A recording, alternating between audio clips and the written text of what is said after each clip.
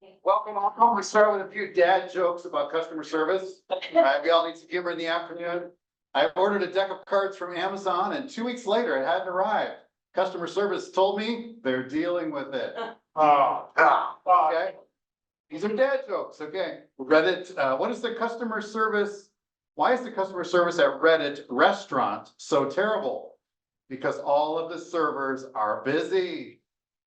All right, go on here. Couple more. I bought a dozen bees for a beehive, but when my order arrived, there were 13 bees in the box. I called customer service, told them they gave me one bee too many. The woman on the phone answered, "Oh, that's just a freebie." And we'll do one more. Hi, I bought a maternity dress through your site and I wanted to cancel the order, she says. The service rep says, "Sure, I can do that for you, but I'd also like to get your feedback. May I ask why?" "Yeah," said the customer, "my delivery was faster than yours was." Okay. All right.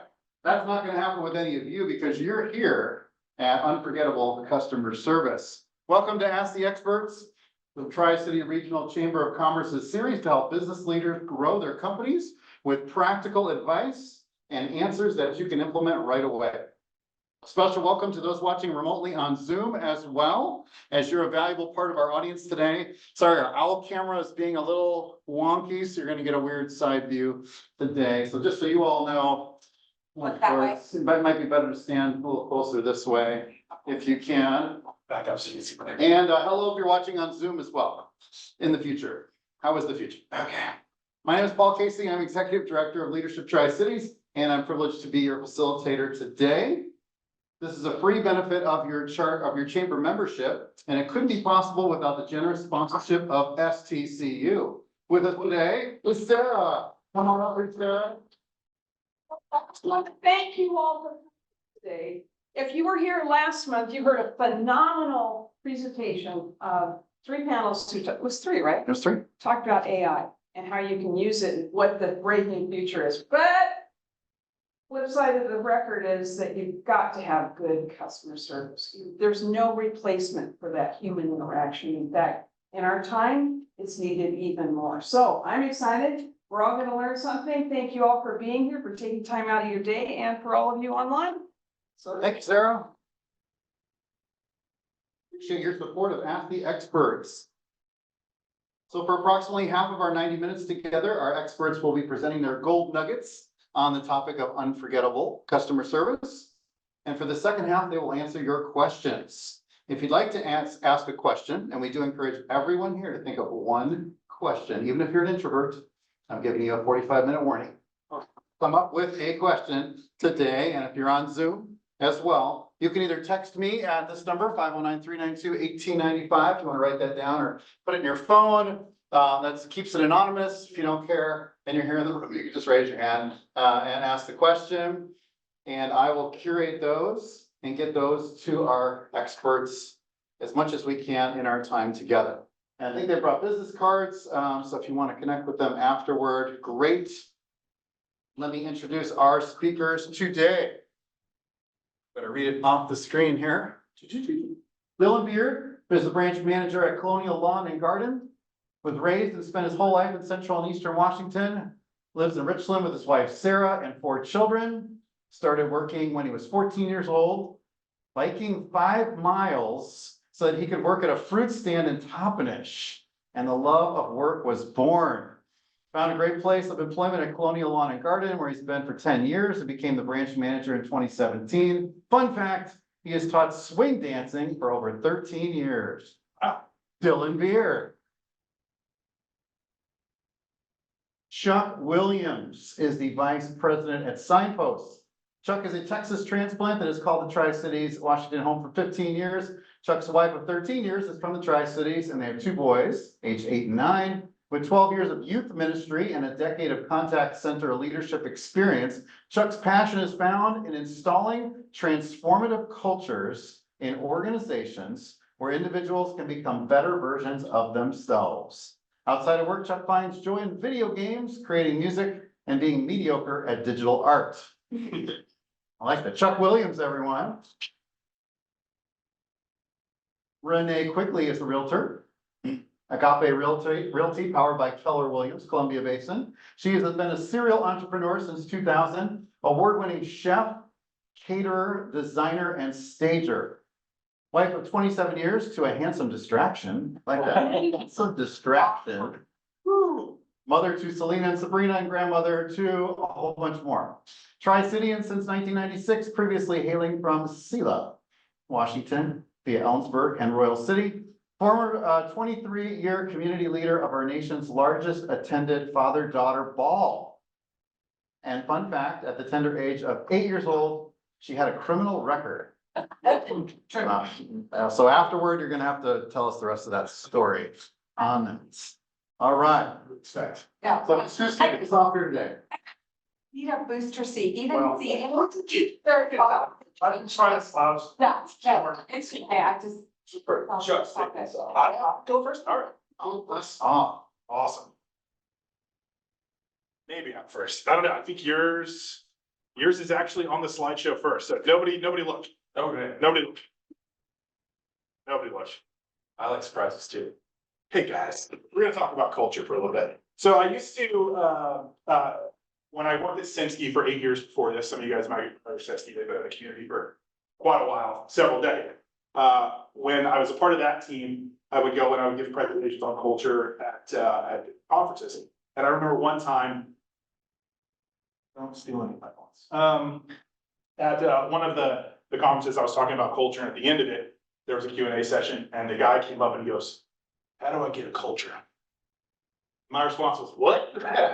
Did you listen at all? You already have a culture, right? And so we're gonna kind of remove some of the mysticism around what culture is. A lot of times when you're hearing about culture, especially in customer service, some of the first things you hear are like, well, our culture. And then we got bean bags, we have everyone that would give away Skittles every third Friday. It's fantastic.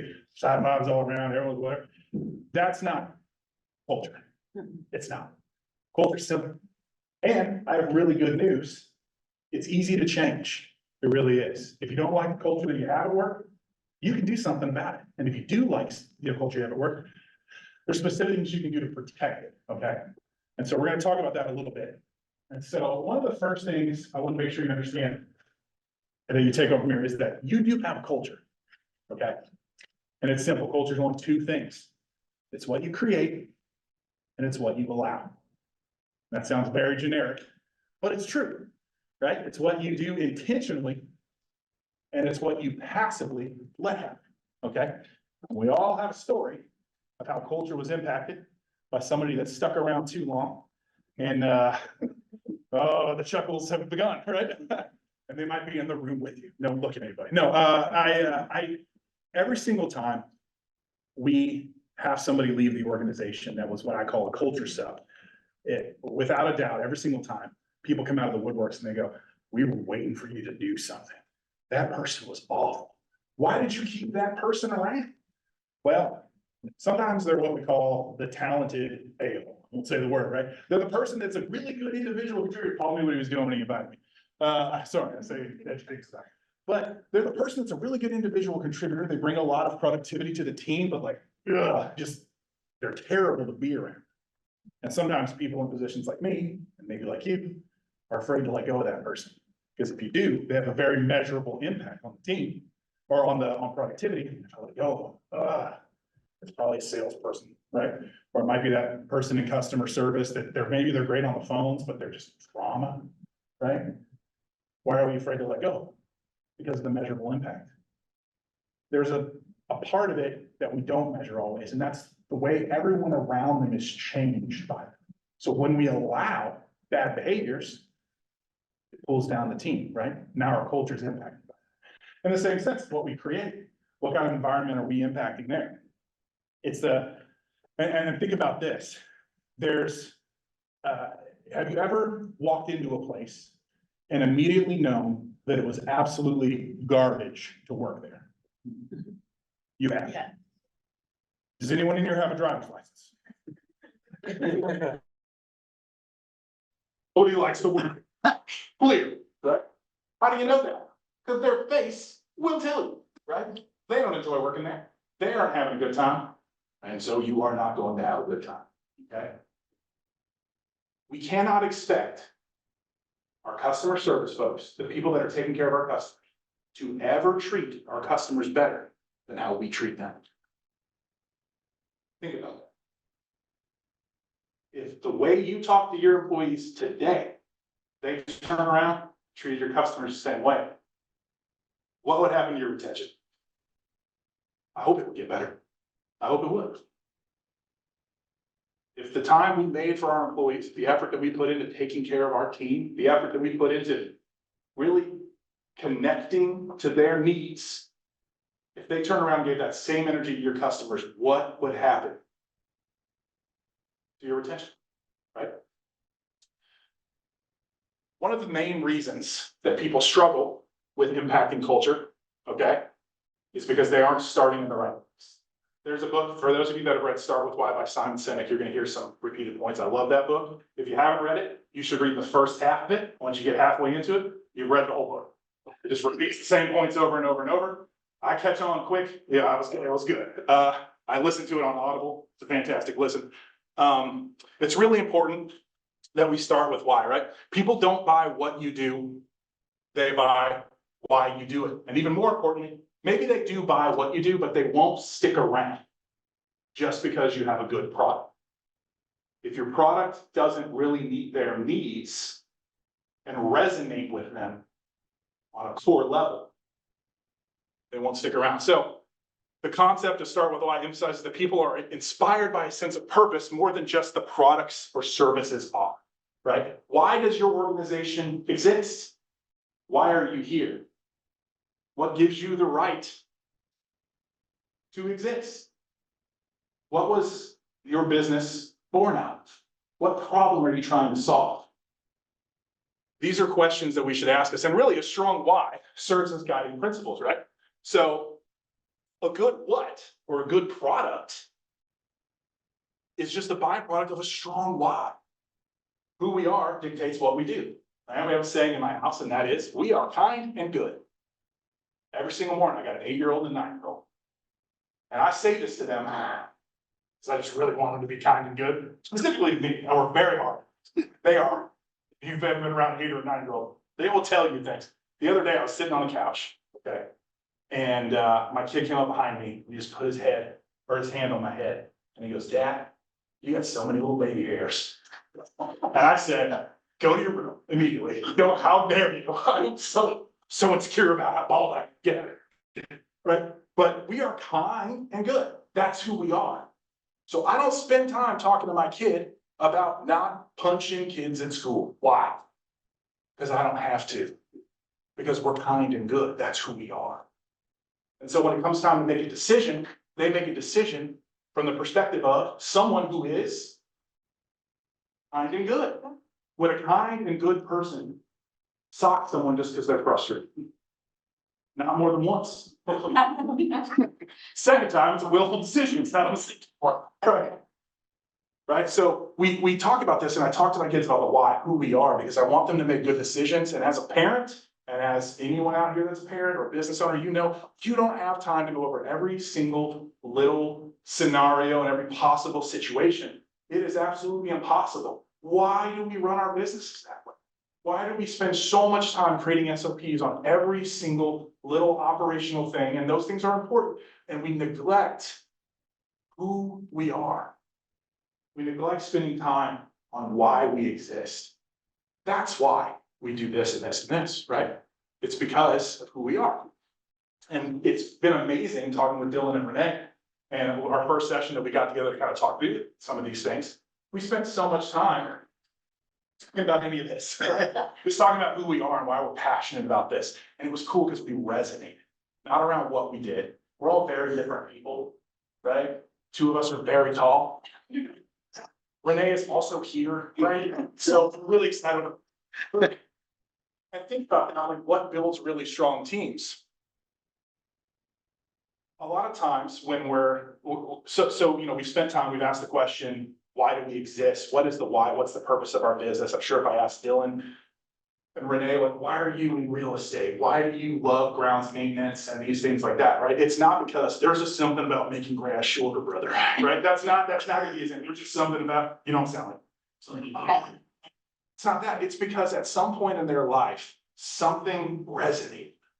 Right? And it's the same thing for you guys. The reason you're doing what you're doing, I hope, is because there's something resonating with you. And maybe there's just something, like I love when I used to work retail, and if I go over on time, you guys have to stop. But when I used to work retail, I worked at a store called Sun in the mall like 20 years ago. Some of you guys are smiling because you're looking at me and you go, that makes sense. Tattoo arm guy, I worked at PacSun, just checking out. I loved the day after Christmas. Everyone else hated the day after Christmas. Why? That's when every dad came in to return the skinny jeans that didn't fit their kid.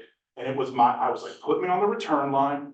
There's just something about these grumpy men coming in here and I make them laugh. I love it. My go-to line, every time they'd be like, oh, I gotta return these 00 jeans. I go, oh, they didn't fit you right? Right? And they go, oh, good one. Yes. Like, I got somebody, right? It's just, there's something about it. There's just something about taking someone that's having a day, they don't want to be here, they don't want to do this, and saying, hey, I know that you're uncomfortable, or you're frustrated, or like, you probably have ham hangover right now, and you don't want to be here at the mall, but I'm glad you're here. And while you're in front of me, I'm gonna make you feel special. And I like that. There's something selfish in you, just wants to take care of it. And as chances are, if you're here today to learn more about customer service, you probably have the same thing, right? The thing that builds really strong teams isn't shared skills. It is shared values. It is shared why. Find your people. When we do interviews at Signpost where I work, the first half of the interview are not questions that have anything to do with the actual skills of the job. We are trying to find people that are like us. Plain and simple. I can teach you the rest. I can teach you how to use the right terminology in a sales pitch. I can teach you how to use our CRM. It's very confusing. Don't use your gut. Just follow the SOP, but I can teach you that part, right? Most of your CRMs are probably like that too. I can't teach you to be curious. I can't teach you to disconnect your ego from ideas. I can't teach you to be really passionate about taking care of it. I can't teach you to want to make everything you touch better. But I can find that, right? I can ask interview questions and get to the core of it, put you under pressure and see what you're made of. I can find out if you're one of us. The rest is easy, but that's hard and it takes vulnerability, right? So we've got to integrate our purpose into our processes, right?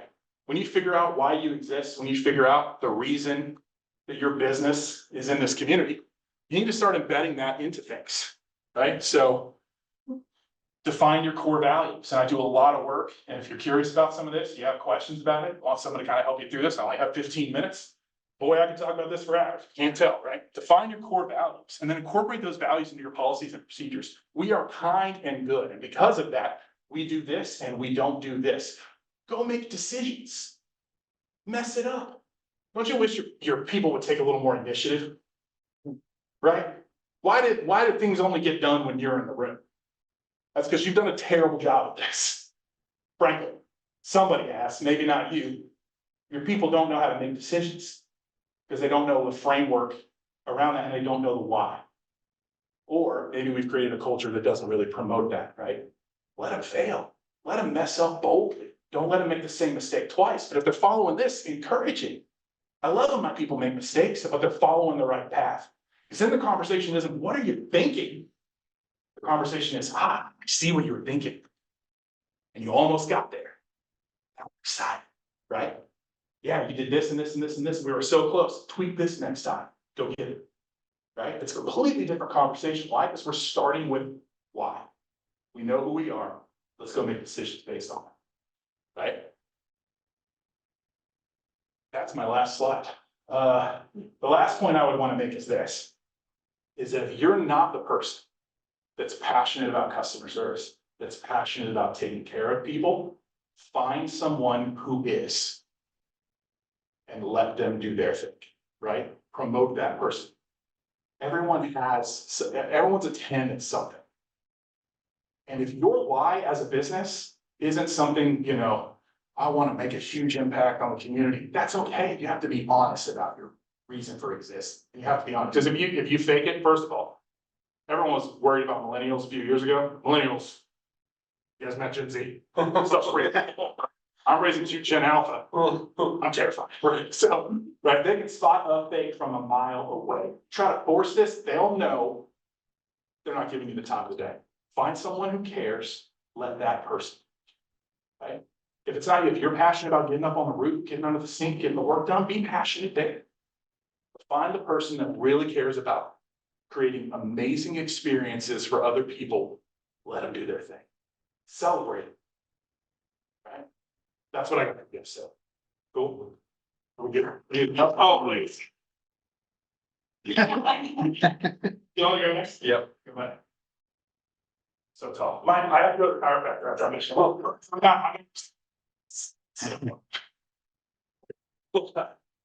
Well, we definitely wanted Chuck to go first because we definitely, in our powwow together, we felt like culture was the first that you have to start with that why. Before you go that, so I'm gonna be scrolling back here a little bit. To the beginning of my slides here. And that's delivering wow through customer service. And that is obviously an effect we're all looking for. You know, we want raving fans out of our customer base. We want, I actually always call it, we're gonna get to it later, but I call it the Costco rule, is I never wanna be in Costco and see a customer or a former customer and have to be like, oh, man, I don't want to have this conversation. Because I want to have very positive experiences with all of the clients, and you want that in every sphere of your life, you know, as much as it's possible.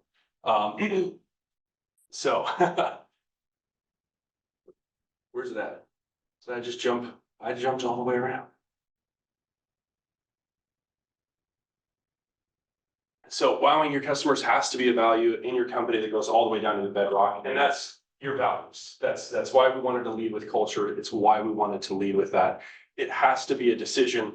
But one thing that I always personally think about is, you know, it always has to come back to me, come home to me. And so I think a lot of like, what is my expectations? Am I a good client? Am I providing a service that I would enjoy if I was on the receiving side?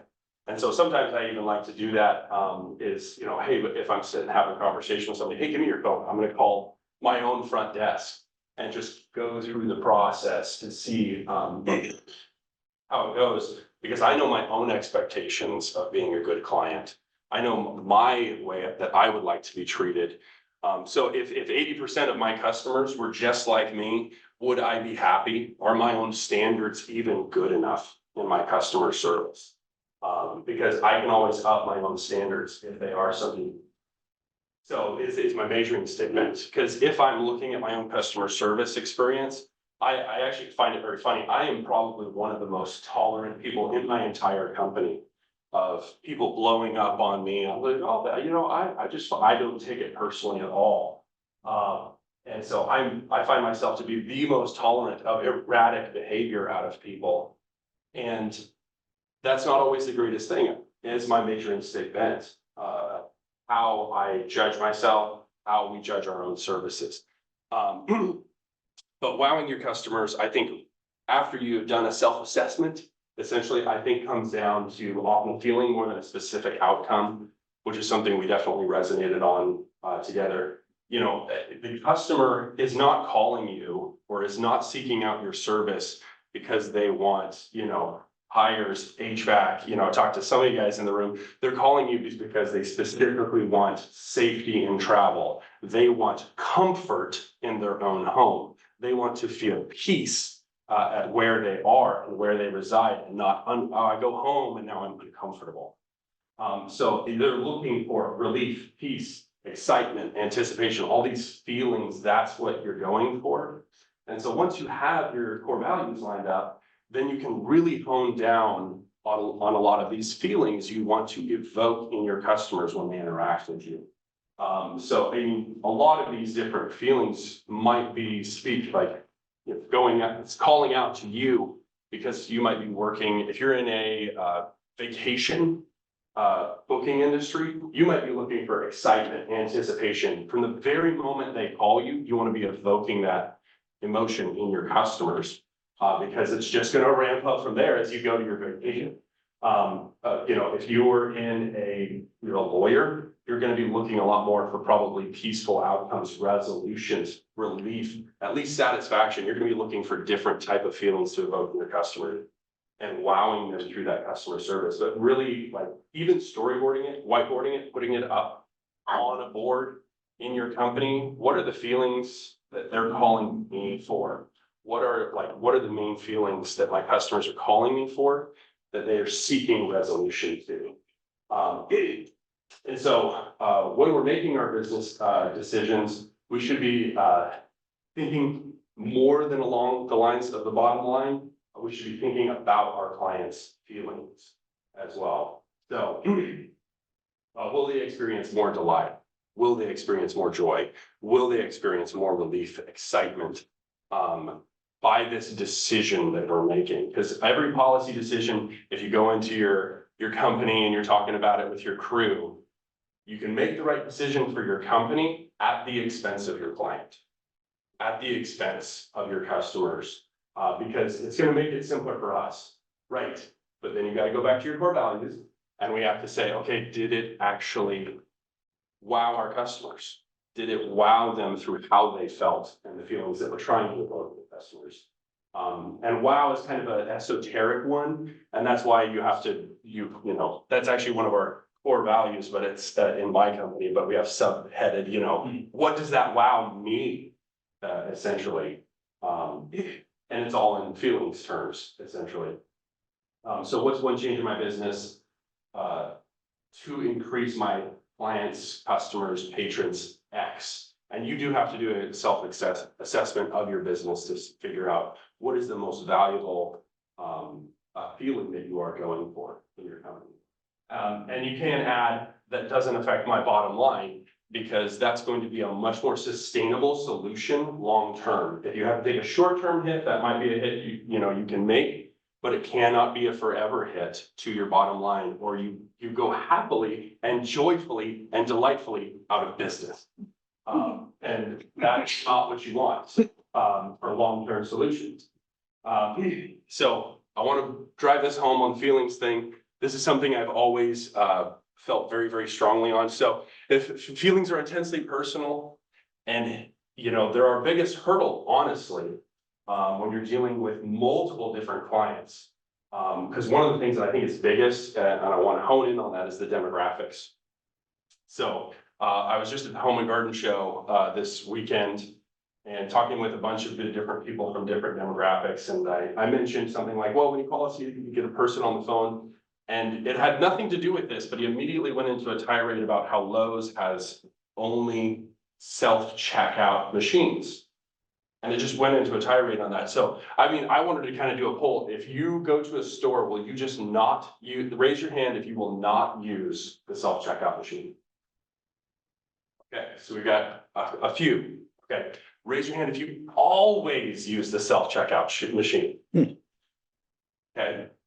It's just kind of an interesting little factoid. Different demographics feel wildly different about the self-checkout machine. Wildly different. And so how am I supposed to manage feelings, which are so of my clients, when you have demographics who think that you are imposing upon their life with automation, with systems processes, with a landing page? You're just making it difficult for me. And then you have other demographics. There was just a paper, I think it was an article that said 60% of Generation Z would be brought to tears by having to make cold calls. And so that's wild demographic changes and feelings that you're going to have to navigate in your business. And I do think it's something that we all need to look at in our systems and processes. How can we be flexible, but yet accommodating and still working in our business? So how can you serve demographics? Because those feelings are wildly different from even the same system.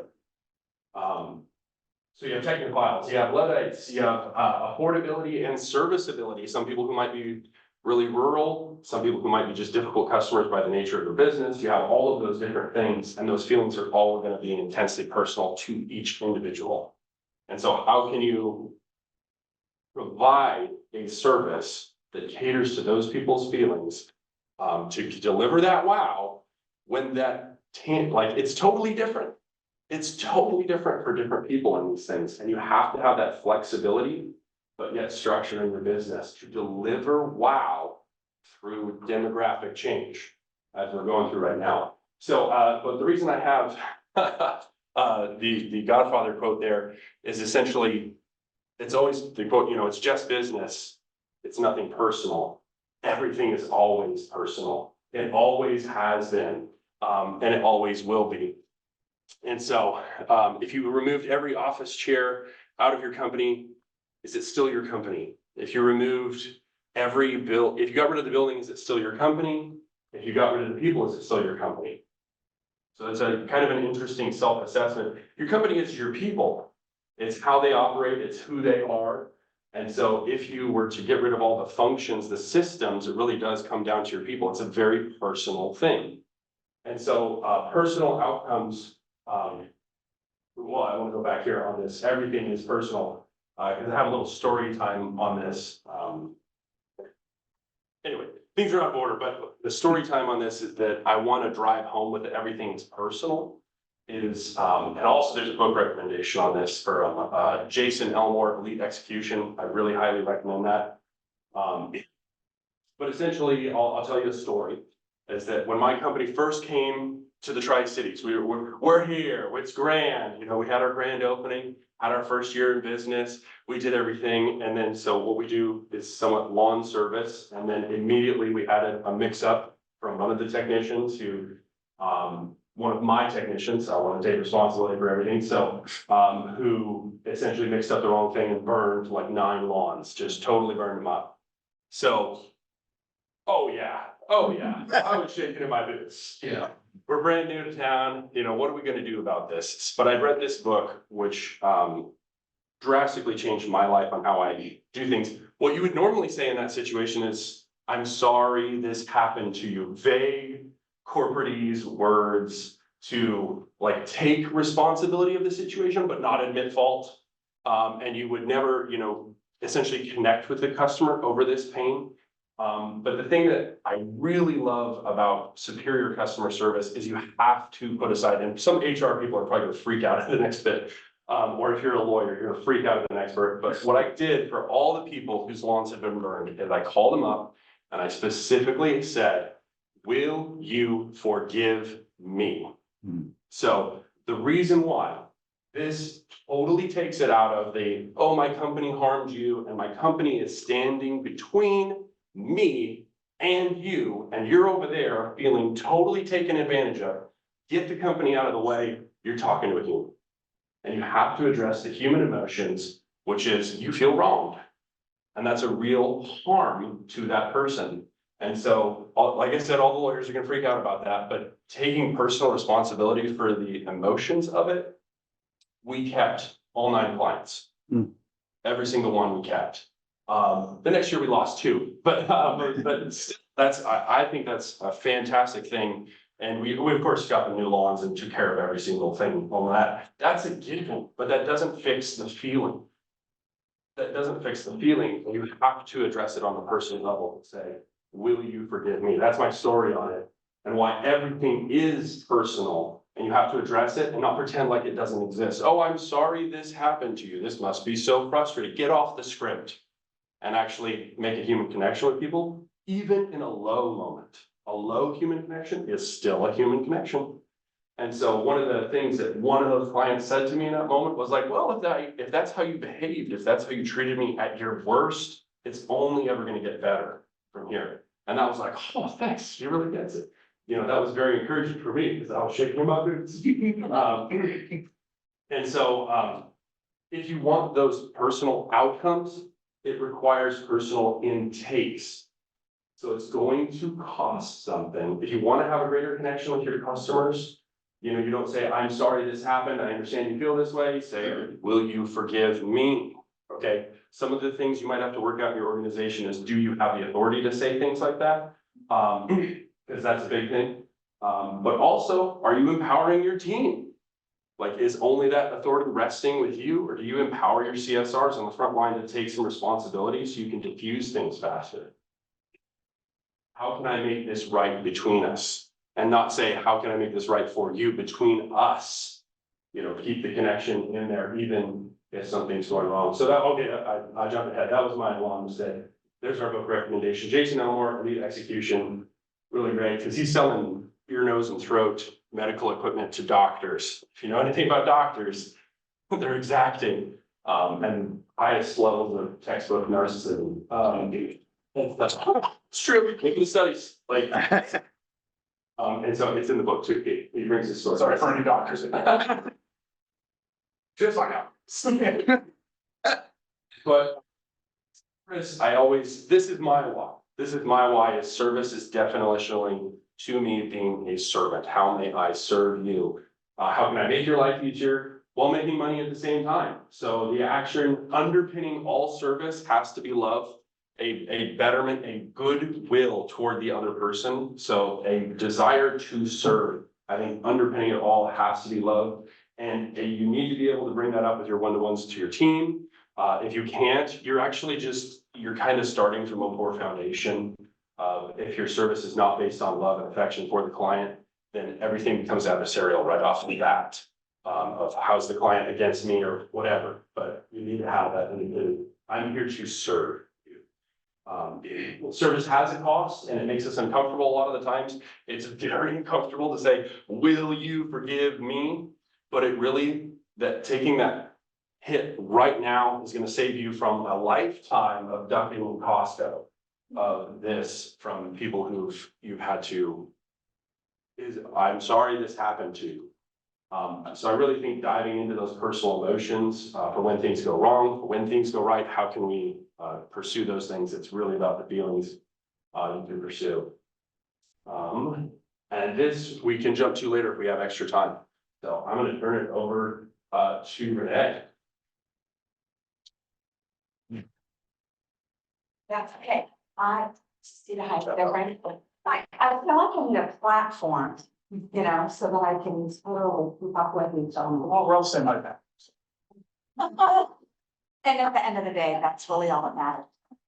Okay, so I'm curious, quick show of hands. How many of you feel that the best way to serve your people is by you being hands-on 100% of the time? Show of hands. Oh, good. Good. I'm glad to hear that. Because, you know, and time is a commodity that we all have, right? We can't add to it. We can take away from it. And leveraging your time is something that I think is really crucial when we're talking about having a really engaging and meaningful connection with the people that we do business with. And so I want to talk a little bit about how we can automate that to not only have consistent communication with our clients, but also to get you back some time in your day so that you're focusing on the 20% of what you need to accomplish in your given business any given day and not the 80%. We want automation to do the 80%, okay? So when we talk about automation, all of us hopefully have some kind of technology at our fingertips that we can use to leverage our time, right? Technology plays a very crucial role in the way that we engage with clients and customers and their entire experience, right? Because it serves as a channel for us to go deeper in relationship with them and provide that exceptional experience. It's, you know, it's one of those things that while artificial intelligence and automation can never replace the human connection, it can, when it's leveraged properly, enhance it. And that's what we want to focus on today. So there are 5 technologies that are going to help you enhance your customer experience. Obviously, live chat support. If you happen to be in the type of industry where you have a customer service line, you know, being able to chat with your people live is extremely important. Does anybody appreciate being put on hold for 15, 20, 47 minutes to get a simple question answered? Music. No. You know, I'm okay with it if it was playing like some hip music. I'd be all right with that. But the elevator stuff, gotta go. I'm probably gonna be asleep by the time my number is called up, right? But live chat allows customers to quickly answer or ask questions and receive assistance in real time. I can't tell you how often I've taken advantage of a live chat support because I couldn't navigate the website to be able to find the answers to the question that I had. And, you know, it's not like I have a lot of really complicated questions. I'm a pretty simple person, you know, so my questions are really pretty simple, but they're succinct. And having to navigate a website to try to find an answer I'm a high D personality. It's like, I don't want to know how to build to a clock. I want it to tell time and I want it to tell time now. Okay, and so being able to ask someone in real time and get my question answered in real time is a lifesaver to me. Another one, of course, is email automation. Now, obviously, there are a lot of amazing tools out there that you can use to automate email. MailChimp is one, Constant Contact is another. Within my industry and specifically with my business associated with Keller-Williams, we have a program called Command. And I love it. It's like the lifeblood of automation and communication for me. But using email marketing automation to like help, you know, send out the personal messages, to send out the weekly newsletter or the monthly newsletter or the tips and the how-tos, right? It's not about necessarily who's going to do it, but what's going to do it so that it happens on a consistent basis. I believe a couple of you in the room, I know Paul is on is in my database and on a weekly newsletter. That newsletter goes out every Thursday morning without fail at 11 o'clock. It's my assistant helps me curate the newsletter. We put all the information together. It's reviewed on Wednesday evening, just in case there's any last minute tweaks or adjustment to it. But on Thursday morning at 11 o'clock, it automatically goes out. And the way that I know that is because it's not just looking to see that the email went out. It's the responses that I get generally within minutes of, oh, that was a cool tip, or that was a great recipe, or thank you for sharing this community event. I had no idea that this was going on, right? We automate to stay in consistent communication. And the thing that we need to keep in mind is if you're not getting feedback from your people when you're sending them like a newsletter or some kind of a weekly publication, don't stop. Just because you're not hearing from them does not mean they're not listening to you, because they are listening. They are listening, okay? Customer feedback and surveys. This is actually one of my favorite tools to use because this not only lets me know how my clients are thinking, what they're feeling, right? But it also is giving me feedback on how I can improve in particular areas. So I'm going to go back to the email marketing here. So sometimes, I'm sure it doesn't happen to any of you, but sometimes people unsubscribe from my email. They unsubscribe from my newsletter. Now, I could let my feelings get in the way and be all upset and offended and feel, you know, like, you know, nobody loves me, nobody cares about me, they're all unsubscribing. I could do that and totally get self-absorbed, but it's a learning opportunity. I can send out a survey and sometimes I don't even send out a survey. I'll just pick up the phone and call and I'll say, hey, Chuck, thank you so much for unsubscribing from my newsletter. I appreciate the fact that you are letting me know that there was something there that wasn't relevant to you. So in 30 seconds or less, can you tell me what kind of content could I have put in that newsletter that would have kept you subscribed to it? That's way too much pressure. I'd never not subscribe, unsubscribe from your email. Yeah. I want that call. Yeah. But it's not, right? And so when I did this, when I did a survey, when I got a hold of a couple of people who's, I mean, I respect everybody's opinions, right? But there was a couple of key people that were on my newsletter in my database. And so I called them to say, hey, help me learn, help me grow from your unsubscription. And what I found out was that there was just nothing there that was relevant to them. So I'm like, well, what kinds of things would be interesting and relevant for you? Handyman tips. Knowing what's happening in the local community as far as some particular nonprofits. Events that centered more around maybe an older segment. I have a segment in my newsletter that's called the Silver Circle, and it focuses on seniors. So things that are relevant and important to them. Okay, had I not asked the question, those things would never be in my newsletter. Had I not followed up and sent out a survey to everyone that unsubscribes, I wouldn't know. Now, can I be everything to everybody 100% of the time? No. But can I strive to meet their need and to meet them where they're at? Absolutely. Absolutely, I can do that. It's minor tweaks. It's just minor tweaks, okay?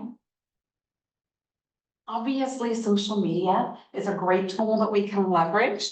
It is both, an amazing tool. It's kind of like going to Walmart. I love it and I hate it at the same time, right? Because I don't want to deal with all the crowds. I just want to get in and get out. And I want to stick to my shopping list, but oh, there's a cute top over there that just got, put out this week. Or, oh, there's maybe a new toy that my grandkids would enjoy, right? I swear, going to Walmart with a list is really, really hard for me. Squirrel, there's all kinds of squirrels all over the place, right? Social media is that way for me. You can use social media, obviously, to communicate and engage with your clients in real time, right? You can send them direct messages and whatnot. You can respond to inquiries, concerns, interact with them in a very personalized and conversational way. So a lot of times, I will go in, I'll look at my feed, and obviously, like if Ryan had posted, some kind of funny thing, I'm gonna respond to it, right? Here's what you need to know. When you're engaging and interacting with your friends, with your client, with your consumer on social media, it's not enough to just like what they posted. You need to like and comment on it using 10 words or more. I just saw a shocked look. Okay, why 10 words or more? It disrupts the algorithm within Facebook.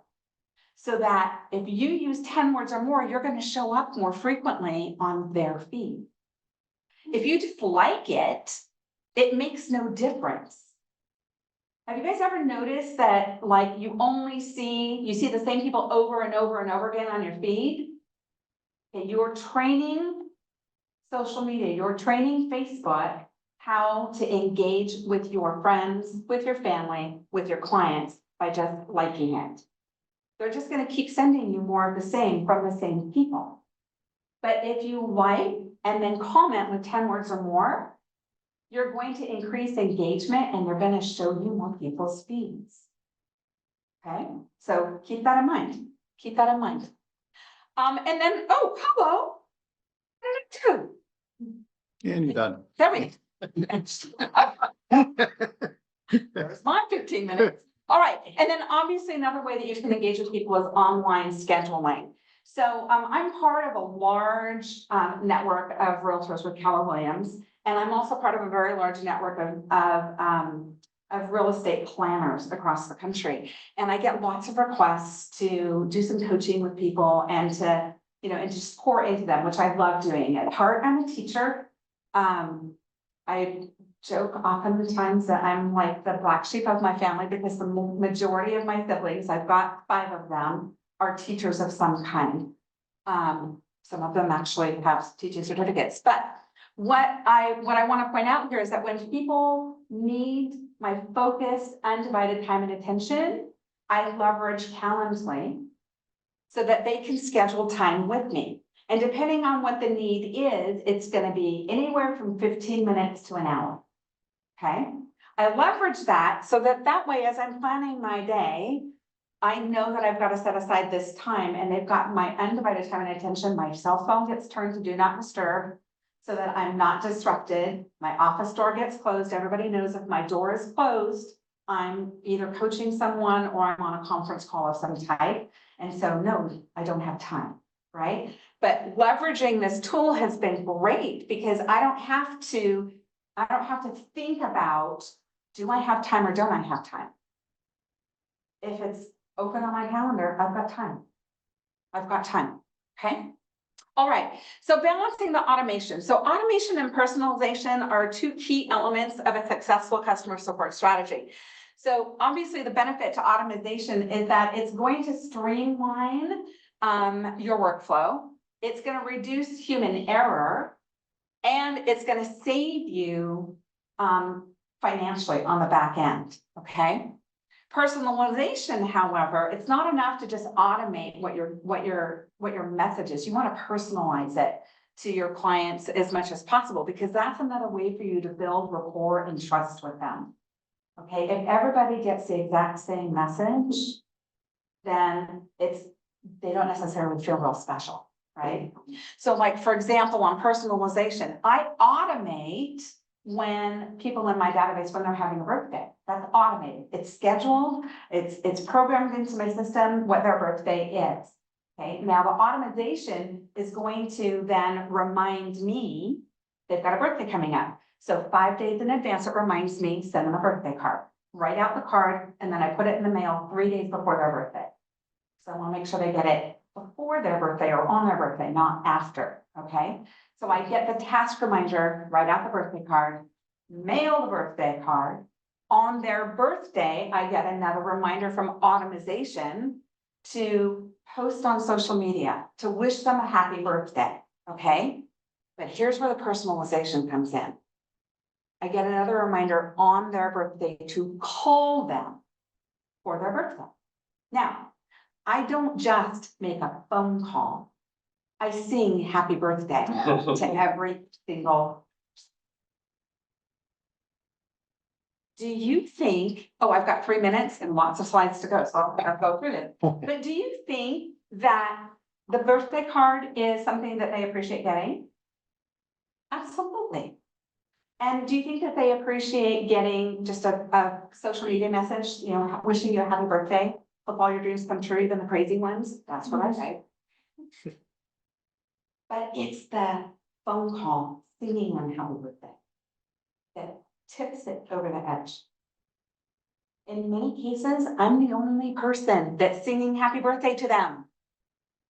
My son-in-law tells me every year that he knows on his birthday that he's gonna get a phone call from me and I'm gonna sing him happy birthday. He knows it. His own mother doesn't sing him happy birthday, and yet his mother-in-law is doing it. Mother-in-law of the Year award, right there. Okay, so why automate and personalize, or automate and personalize? Well, obviously it gives you back time. So you can work smarter, not harder, which is my life mantra. I am not opposed to hard work, but if I don't have to work so hard, I would rather not, because I've got amazing grandkids. I would rather spend some time with them, okay? So it's gonna give you some efficiency. It's gonna give you consistency. It's gonna give you scalability, because it's like the Ron Popeil method of communicating with your clients. You set it, forget it, right? And you just do what the tasks tell you to do. Obviously, it's cost saving and time efficient. You can personalize it and it gives you a competitive advantage because of the consistency. Because now I'm taking mind share in every person's mind that's in my database because I'm communicating on a consistent basis with them, okay? So how to automate? I'm gonna run through this really quick. You're gonna identify repetitive tasks, birthday cards, birthday phone calls. Maybe in my case, because they bought or sold a home, their house anniversary, right? Reminding them of, checking on with their insurance to make sure that they have enough insurance coverage. So I'm going to identify repetitive tasks, and then I'm going to choose the tool that's going to help me leverage automation. I'm going to implement workflows. We call them smart plans. Like we actually design plans within our CRM that has a proven system that gets followed without fail. And then I'm going to test it and then iterate it over and over and over again. All right. So When you personalize, you of course want to gather your customer data, get as much information about your client as you possibly can. Get as much information as you can. It's not enough to just have name, address, phone number, date of birth. You know, what are their favorite hobbies? What are their favorite foods? What's their favorite color? Who's their favorite football team or their sport, right? I try to get as much information as possible so that when I see something that sparks my memory about them, I can send them a text, hey, I happen to just, drive by a 1964 baby blue convertible, and it made me think of you because I remembered seeing one, in your back 40 parking, back 40 yard or whatever. Right? So get as much data as you can. Segment your audience, block them, tag them. We call it tagging at Keller-Williams. So everyone in my database is tagged by their last name, the first initial of their last name. And then we implement a plan that's called DTD2, do the database to. And what that means is that every week, if someone has, like, for example, this week it's P and L. If your last name starts with P and L, guess what? You're getting a phone call from me. Just to touch base, say, hey, how's it going? Any plans for the spring? Taking the family on a vacation? It's just a care call is all it is, but I'm doing it in a systematic way so that it's consistent, so that every 13 weeks, I'm talking to them at least once, which means I'm talking to them 4 times a year, and never getting a birthday card, and they're getting a newsletter every single week, 52 times, okay? By the time the end of the year is over, I've communicated with them over 100 times. Automation allows me to do that. And then, of course, leverage your automation for personalization, okay? And then monitor and adjust. If something's not working, it's not a huge adjustment that you need to make. It's usually a small tweak. It's a small tweak. Okay. Streamline, oops, hello. My assistant is very thorough in putting these things together. Streamline your repetitive tasks. That's going to save you time and money, okay? Of course, it's going to reduce human error. So now nothing's left to my aging memory. Like today, for example. I called Paul at 2:48 to say, hey, Paul, what time am I supposed to be there today? Because I was at a client appointment all the way at the other end of Kennewick. What time am I supposed to be there today? Now. Okay, I'm on 2:40. I'll be there as quick as I can. I am so thankful that there weren't a lot of state troopers around. I was bombed like crazy, right? So human error, reduce the human error, right? Improve your productivity again as well, because if the systems that you're putting into place are set on autopilot, basically, the Ron Hill method, then that means my time is now freed up on the 20% that actually generates new business, okay? All right. I'm gonna go through, well, I think, are we giving? We're gonna send them slide slides. deck? Okay, you're gonna have a slide deck. So if you have any questions about this other stuff, let me know. Okay, but the big thing I want you to know here is that you need to monitor what your automation is doing, measure the results that you're getting, and then if you need to adjust, adjust. Just because you set something in place right now does not mean you have to keep doing it for forever. If it doesn't work, throw out the bathwater, keep the baby. Throw out the bathwater, okay? Refresh the bathwater. It's not a cup half empty, cup half full scenario. It's the cup can be refilled. So refill the cup to what works with you, okay?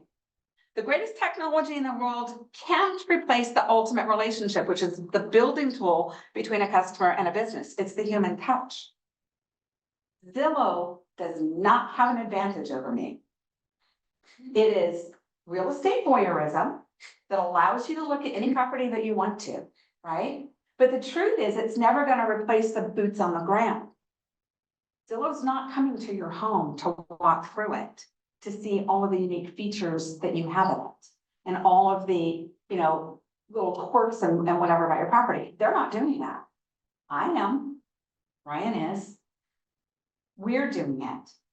You can never, ever let automation be a substitution for your personal interaction with your clients. And my book recommendation for you guys is 10x is better than 2X or easier than 2X. This is done by Dan Sullivan and Dr. Benjamin Hardy. And so I've had it said of me many, many, many times that I don't do things normally, okay? And I don't. Everything to me is an event. I'm a retired event planner. Everything is a party, right? Everything is about the client experience and making it something that far exceeds their expectations and their imagination. Mind share. Take out mind share, and that's how you do it. Okay, I'm done. I know I went over. He gave me 3 minutes, like about 10 minutes ago. So. All right. Time for questions. You can either text me at this number. If you're here in the room, you can just raise your hand. And if you're on Zoom, go ahead and put it in the chat. Who's got one to kick off? How would you say the best way to measure the wowing? That's a great question.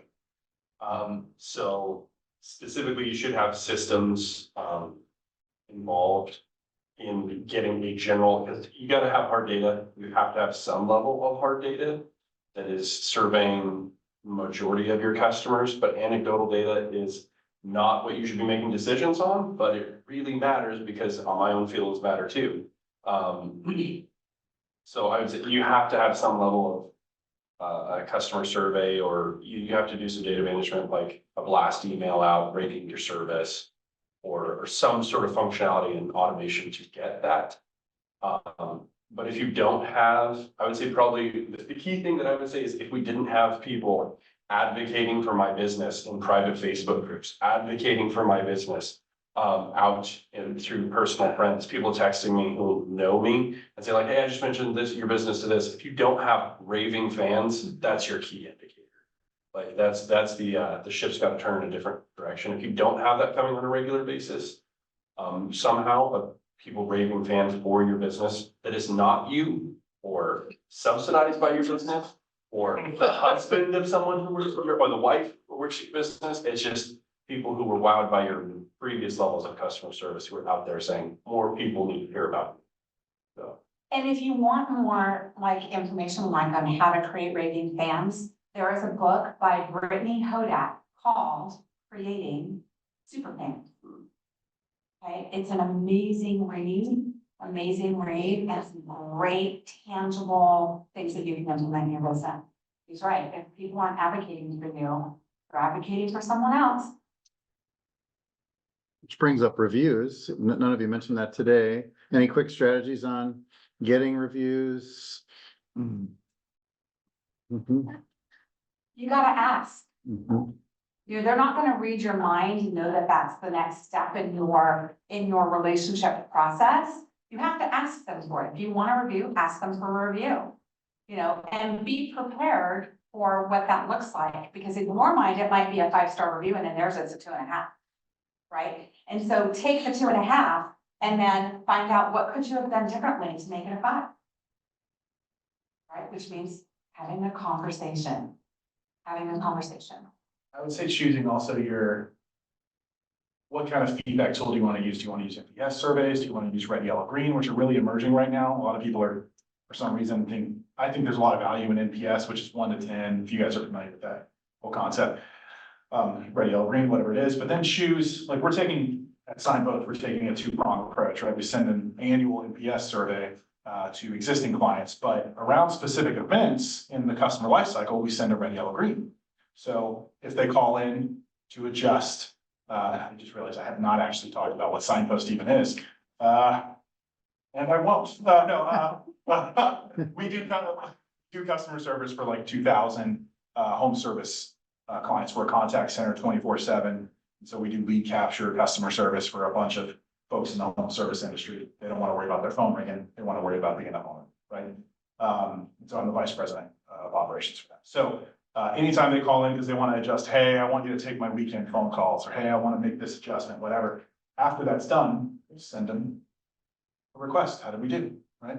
And understanding, the other thing is understanding what parts of our business create friction points, and we want to measure that. What really is the friction point there, right? We notice like, hey, our customers that experience this specific friction point, their retention's only 10, they only stick with us for 10 months. instead of the average 28 months. What is that about, right? We look at the data and then we measure along that process to figure out what we need to change. If you're just sending out survey results because you want to feel good, which I'm not insinuating you are, don't. You should be getting something actionable and making a change in your business or confirming what you already know and then moving to the next thing. So I don't send out, and we do employee surveys the exact same way. I send those out and we all have, our leadership team comes together, we do a pep rally and we go, what are we not gonna do? Get our feelings hurt. What are we gonna hear? Things that hurt our feelings, right? So opportunity, I feel people want, we talk ourselves out of getting our hits in. That's the same thing with these, right? If you're not getting action, T-shirt. it should. So good. It totally should. I will work it every day. But you should be getting actionable feedback. If you're not, you're probably measuring at the wrong time or the wrong. So good. A lot of words for your very simple question. It's a great question. Most effective ways to reach or engage people who speak another language aside from English. Very specific question. Wow. Meet them where they are. We have a lot of clients that speak different languages, even the Tri-Cities, the vast majority of folks here. English may not be their first language, right? So you gotta have people that can meet them where they are. And we have bilingual agents specifically, not just in Spanish, but in French and German. And we have other folks that can speak other languages because we don't want to add another hurdle for people to jump through to be taken care of, right? And so that's my recommendation, but that might not be, everyone might not be at the level where they can, I'm gonna hire 7 different people that speak 7 different languages, like maybe not everyone. Rosetta Stone's your friend, right? Who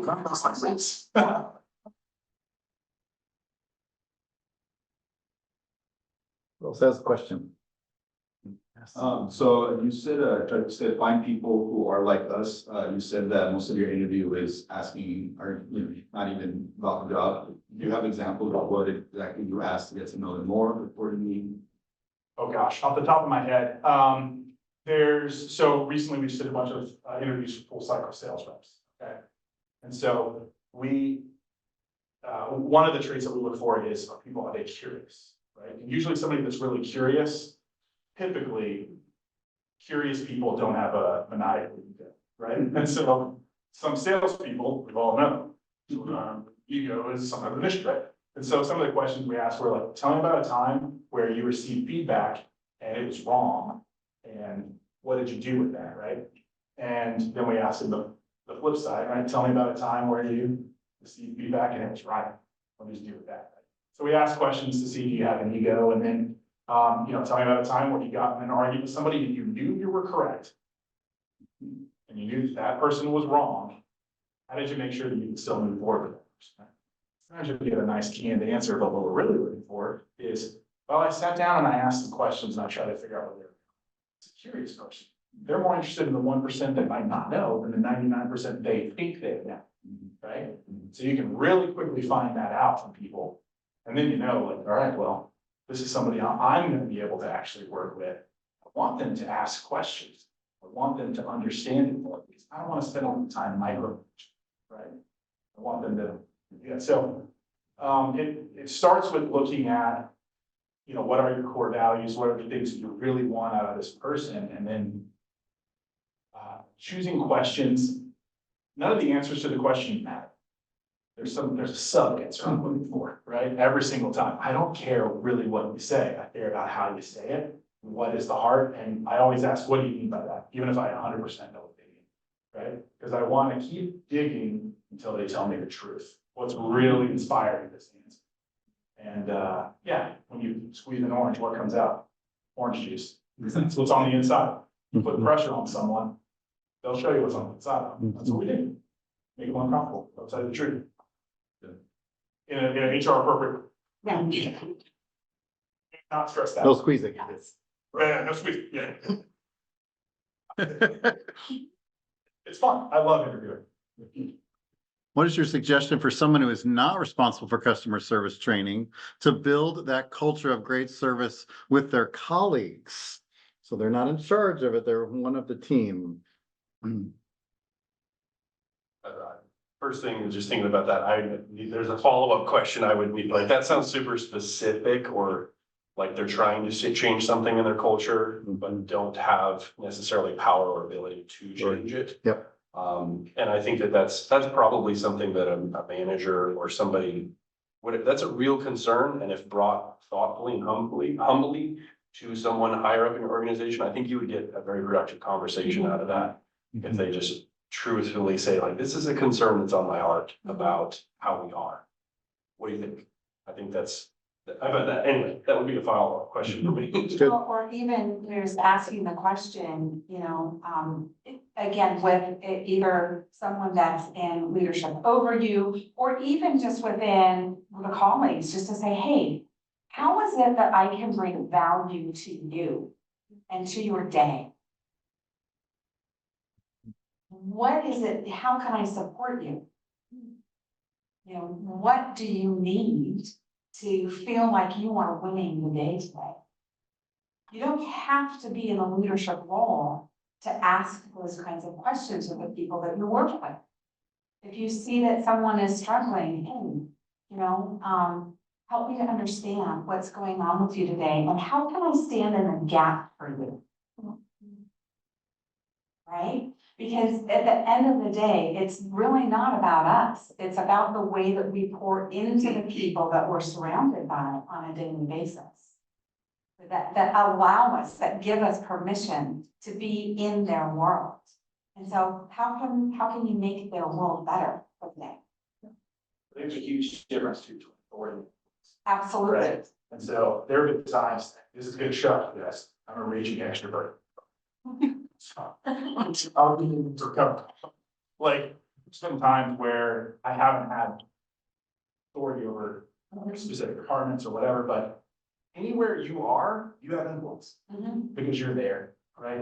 And no one ever needs to give you permission to care about people. Mhm. And whoever asked this question, you don't ask questions like that if you don't care about people, right? Hey, I want to make a difference. I'm not sure how, what do you expect? Da, da, da, da. It starts with vulnerability, right? And so if, be honest, say, hey, I don't like how things, maybe it's somebody that you're beefing with, as the Gen Z say, right? And you say, hey, I don't like this dynamic. I don't like what this is, and I want to change it. Or maybe it's not that there's a struggle, maybe it's just a disconnect. You can be honest about that too, right? Trust requires vulnerability. Vulnerability requires honesty, right? Well, this reminds me of, when the three of us first met. Yeah. Guys, we had an hour long, we were scheduled for an hour-long conversation, and I am not joking if I say that it probably was closer to hour and a half, 2 hours, right? Longer. A little bit longer. And it wasn't just me talking. Coffee was involved, okay? Yeah, but- But what we found, in just starting the dialogue, starting the conversation, is we found common ground. Again, we're not in the same industries, right? But we share the same heart, in that we have a heart for people. And so we wanted to have conversation around the things that we felt were gonna bring you the most value for your time and your energy. And oh my gosh, the conversations that we had were incredible. And it's not that it just resonated, but we bonded over that experience, right? And so I walked away, not just meeting two other professionals, in the community that I can connect with, but I walked away feeling like these people were my friends and had my back, and are people that I can call upon if I need to, or whatever need I have. Point, it's elevator shoes. I would. Thank you. That's personal. She's probably subscribed to it. Yeah. She's gonna automate that right now. And you're gonna get it. Check. Get one. No. Send a text first, and then the email. Text back quick. You do. Okay, another question. Fine.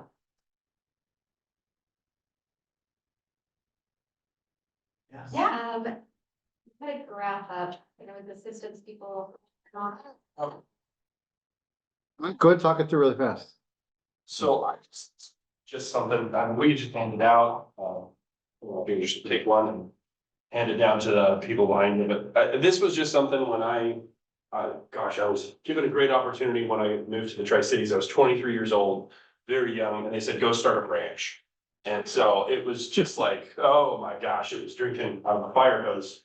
And the first thing I felt like I had to iterate on is like, there was nothing to fix because all of it was broken. Because I was building it all at the same time. So it was this was just a rubric that I really enjoyed. Basically, if my core values are customer service, if it is about people first, then I can use this as a rubric to fix things in square one, which is people internal systems, and then things in square two are people external. So those are your clients, you know, people internal is probably your employees. And then systems internal, which are the things that support the people inside your company, and external systems are things that are actually customer facing. So that's your website, you know, a lot of those other things. And so it was just a rubric because it was like, okay, it's all broken on all of it. And what do I fix first? Well, if I truly believe customer service is one of the most valuable things, I should fix. If you know, and you obviously know this, if you have an employee with a behavior problem, and then you have two customers who have an outstanding call of something you need to go fix, which one should you fix first? It's easy to say, you know, you should fix the behavior problem first, but it's actually a little harder to do it out on a daily basis because you're like, the customer's always right and they pay the bills, and so I'm gonna go solve that.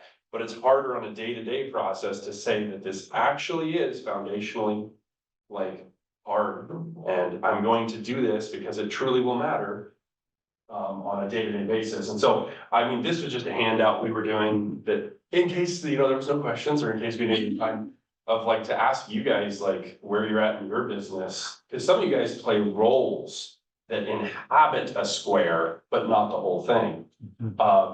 And then, but it's nice to see the whole picture and how it plays together and how your role is in how business flow operates. And how can you create a more customer service centric, even if you're just in your square. If I'm just, you know, systems external, I'm just a social media manager, but how can I steward greater connection in just my square as well?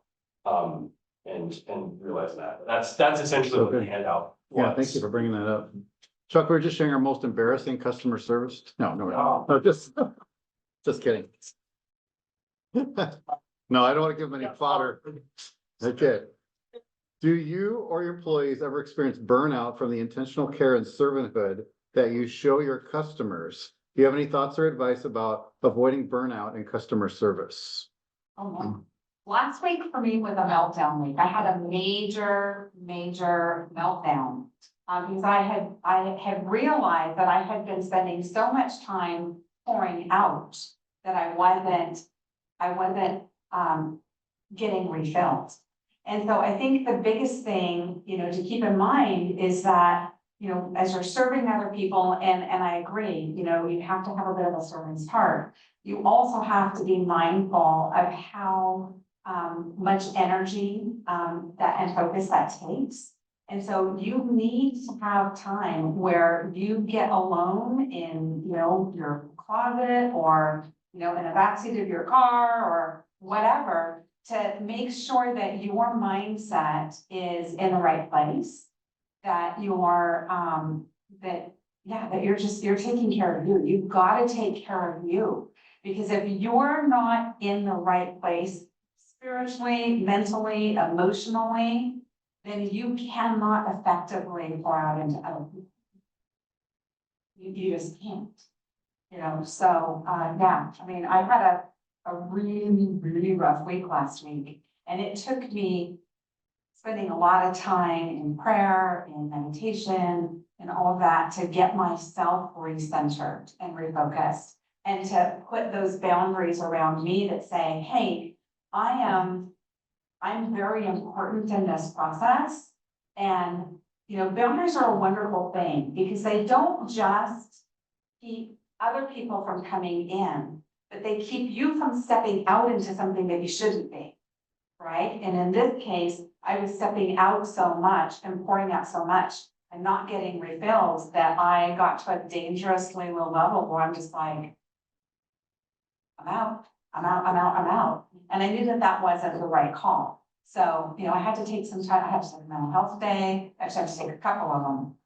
I had to take a couple of them and then like half of a morning on Saturday morning to just do the things that gave me joy. So that I could go get back in the saddle and start, you know, working again, moving forward again. Take care of you. Take care of you. You have to let your no empower your yes. Absolutely. So I tell my folks this because my team is full of high feelers, right? I am one. And we are prone to burnout. Because we want to take care of everyone, take care of everything and say yes to everyone. That's not realistic. As I mean, you said, right? Chances are if you're in this room, you care about people. And you've probably been in a situation where you've been. You're gonna rest when you should or when you have to. Those are your options. And if you don't take the time to be balanced, and I'm saying this into a mirror, I'm just letting everyone know, if you don't take the time to be balanced and to refill yourself, you will have to at some point. It's always neater and prettier and better to do it when you should. No, you absolutely have to. You can't give away anything you don't have. That's the other piece. So if you're on the end of it where you're responsible for employees, it is really important, like I said in my presentation earlier, that if you want them to give away a good experience, you have to give them a good experience. You have to make sure that you're pouring into your people. You have to make sure that you're encouraging them. And if you don't have that person for you at your work, there are lots of great mentors in the community. One of them is Paul Casey, right? And no, genuinely, shameless plug here. Oh, great. You should put this phone number in your phone immediately, right? This guy's amazing. He's been there for me. There's times where I'm like, Paul, I'm gonna quit, man. And like, I can't do this, right? And Paul's been there. I've showed up to some of the group sessions, just completely burned out, but I knew I had to go because I was gonna hear something encouraging. I was gonna meet with other people that have shared experiences. Okay, I'm not crazy. Other people go through this too. This isn't unique to me. It's important that you find your people. And if you don't have that person for you at work that pours in you, maybe your supervisor doesn't think the same way, you gotta find somebody. Somebody needs to be encouraging. So then, Brief little, yeah, okay. I just, you know, all of us were around essentially during COVID, and customer service was so much harder during this time. And you felt the burnout more, you felt the emotions, you felt it all. And I think the thing that we kind of had as a reaction culturally is like, how can I not feel that again? You know, how can I withdraw from this in some ways? But I do think that in customer service, you can't. And so these daily maintenances for your team, especially like if you have office staff who's frontline, they are taking these calls. You know, you might be an office manager and you're disassociated from a lot of these calls. You really do need to do those check-ins with those people who might be taking bearing emotional burden from different calls, and those people need to be stewarded and taken care of very well. You know, so that you can pour into them, because as you pour into them, you're going to get back a huge return because they're going to be better on the phones, and that's just going to make everything better. You know, all of those things. Very last word. Let's thank our experts today. Donating your time and your expertise to us. And they've got cards if you want to grab one before you run out the door today. The slides will be emailed to you. That's always a benefit of registering, whether you're live or on Zoom. We'll get you that, and the video will be on Zoom, or excuse me, on YouTube, for those that maybe a colleague needs to just watch this. You know, we'd be really happy to post that as well. We also like to thank STCU. Thank you for sponsoring. Makes it free for us all to participate. And would you please do us a favor and fill out the survey? So you've got a paper one in front of you if you're here today. If you're online, you've got a Zoom, you can do the QR code. If you would fill this out, it helps us make these even better. You can just leave it face down on your table when you leave. That's awesome. And then our next one, you got the flyer as you came in. We're going to be talking about mistakes leaders make and how to avoid them. From real live leaders. One of them's in the back over there. Hi, Avante. He's one of our speaker or panelists next time. So if you're in any kind of leadership, you want to make sure that we don't shoot ourselves in the foot, right? These are things that we can avoid. So we're gonna learn from other people that have already made the mistakes so that we don't have to. So that's the third Tuesday of the month always. And so our next one is March 19 from 3 to 4:30 as usual, and hope you'll join us again. May your business prosper in 2024. We'll see you next time.